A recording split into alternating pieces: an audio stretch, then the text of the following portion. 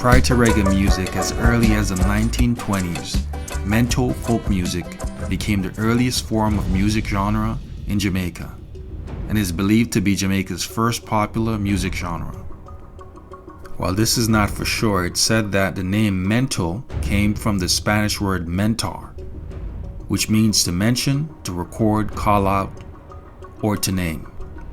Mento was a distinct style of Jamaican folk music as it drew its traditions from European influences and enslaved Africans that were transported to the island during the 1500s, right up to the 1800s. Captured slaves were mostly from Central and West Africa, from various tribes including Akan, Yoruba, Igbo, and Ibibio. Stripped and deprived of their language, families, and cultures, they were left with nothing but memories of their past lives. For many enslaved Africans that were shipped to Jamaica and other Caribbean islands, the journey at sea was 6 to 12 weeks in horrific conditions. During the long journey on the slave ship across the Atlantic Ocean, slaves would sing songs of emotional distress, songs of the horrors around them, songs yearning to go back to their homes, and songs of religious faith. These songs led to religious traditions that would later form the basis for what is known as Negro spirituals.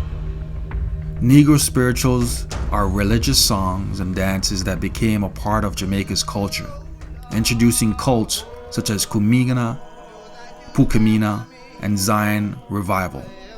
Also introduced were religions associated to Christian beliefs. On sugar plantations throughout Jamaica, African slaves with the talent to sing or play musical instruments were often required to perform music for their masters. They were forced to play music, singing European folk songs, but would also infuse their own traditions. The musical instruments used were makeshift, such as natural gourds, wooden sticks, pieces of iron, empty sardine cans, forks, and graters. For slaves on the plantation, music and dance was an outlet to express deep emotions and community building, and for mental healing from daily fatigue of hard physical labor. It was a cultural staple for religious ceremonies, celebration, birth, and even death. It was also often used as a way of communicating amongst each other without the knowledge of their masters. In these early times of pain and suffering, African Creole music shaped the soulful style and role of music in the lives of indigenous Jamaicans. The various elements of African sounds, beats, tempos, and pitches carried over from one generation to the next, which eventually created Jamaica's first popular music genre, known as Mento. The sounds of Mento is very much like calypso, with a combination of humor with sprinkles of sexual innuendos. Mento features a distinctive sound of acoustic instruments such as acoustic guitar, banjo, hand drums, and the rumba box. Other instruments commonly used by Mento bands included the fife, a flute made from bamboo, and harmonicas. Pioneers of Mento include Errol Flynn and the Jolly Boys, Lord Flea, Louis Bennett, Count Lasher, Harold Richardson, and the list goes on. The first Mento album with a mix of calypso to sell 1 million copies was by the one and only Harry Belafonte. Belafonte's album Calypso was released in 1956, and it included several cover versions of Mento and folk songs such as Deo and Come Back Liza.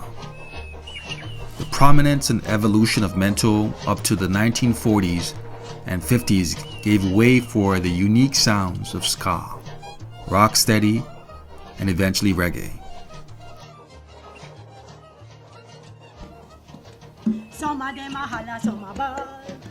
Some of them a holla, some a ball. Chichi bada, some of them a holla, some a ball. Chichi bada, some of them a holla, some a ball. Some a come down, some a blue foot, some a ting ting, some of them a holla, some a long hair, some of them a holla. can remember when I was doing all my research into Jamaican folklore, I said to one old gentleman I'm talking to, you know, and I said to him, what you call all this song? He says, every Jamaica folk song is a mento. Every Jamaica folk song is a mento. We sing mento. So I say, where we get the mento from? He said, we grow it.